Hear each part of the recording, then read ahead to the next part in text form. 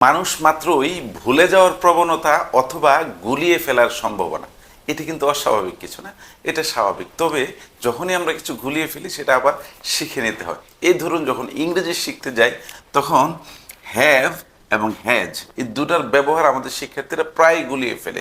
তো আমরা আরও একবার দেখে নেই, যখন সাবজেক্ট হিসেবে আই তখন বসবে হ্যাভ, যখন সাবজেক্ট হিসেবে আয়ের প্লুরাল ফর্ম উই তখন হ্যাভ, যখন সেকেন্ড পারসন ইউ থাকবে তখনও হ্যাভ, যখন থার্ড পারসন প্লুরাল থাকবে দে যদি আমরা লিখি এখানেও হ্যাভ।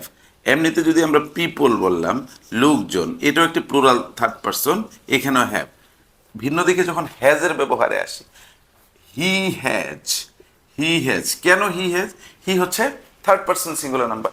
এখন এই হি এর আরও একটি ফর্ম রয়েছে শি, যখন মেয়েদেরকে বোঝানো হয় এইখানেও হ্যাজ বলবে, শি হ্যাজ। অথবা এটা যদি আমরা বস্তুতে পরিণত করি ইট, থার্ড পারসন সিঙ্গুলার নাম্বার, তখনও কি হবে? It has.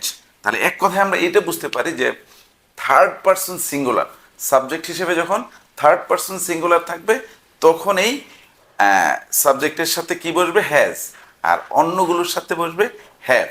R have has এটির অর্থ কি? হ্যাভ মানে হচ্ছে আছে, আছে অথবা থাকা, তাই তো? এই হ্যাজ মানে হচ্ছে আছে অথবা থাকা, শুধু হচ্ছে ব্যবহারের ভিন্নতা। তো আমরা এই ভিডিওর একেবারে শেষ মুহূর্তে এসে এটুকু বলতে পারি, যখন থার্ড পারসন সিঙ্গুলার বলবে সাবজেক্ট তারপরে হ্যাজ, আর অন্য সাবজেক্টগুলোর পরে বলবে হ্যাভ। ধন্যবাদ ভিডিওটি দেখার জন্য।